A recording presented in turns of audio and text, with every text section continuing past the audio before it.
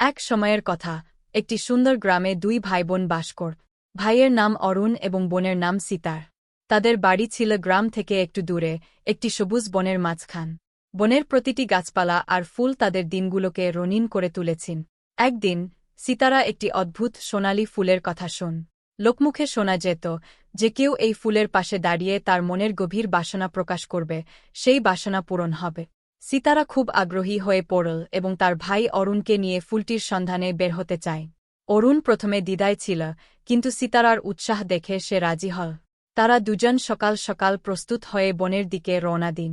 বনের মধ্য দিয়ে হাঁটতে হাঁটতে তারা দেখতে পেল প্রকৃতি সুন্দর, কিন্তু ফুলটি খুঁজে পাওয়া কঠিন। কিছুক্ষণ পর তারা একটি পুরনো হিন্দু মন্দিরে পৌঁছাল, যা অনেক বছর আগে অ্যাব্যান্ডন্ড হয়ে গিয়েছিল। সিতারা মন্দিরের ভিতরে প্রবেশ করে দেখল সেখানে একটি সোনালি ফুল খোয়া থাকা মঞ্চের উপর রাখ। ফুলটি সূর্যের আলোয় ঝলমল করছিল।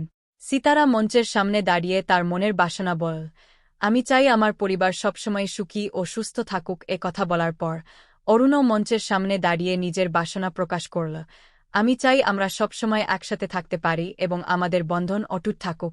যতটুকু তারা চিন্তা করতে পারল, মঞ্চের ওপর ফুলটি আরও বেশি উজ্জ্বল হয়ে তারপর হঠাৎ করে মঞ্চের চারপাশে এক উজ্জ্বল আলো বিস্তৃত হন।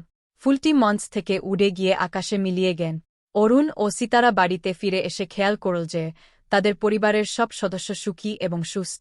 তারা বুঝতে পারল সোনালি ফুলটির ক্ষমতা কেবল তাদের বাসনা পূরণই করেনি, বরং তাদের সম্পর্ক ও পরিবারের সুখী জীবন আরও দৃঢ় করেছে।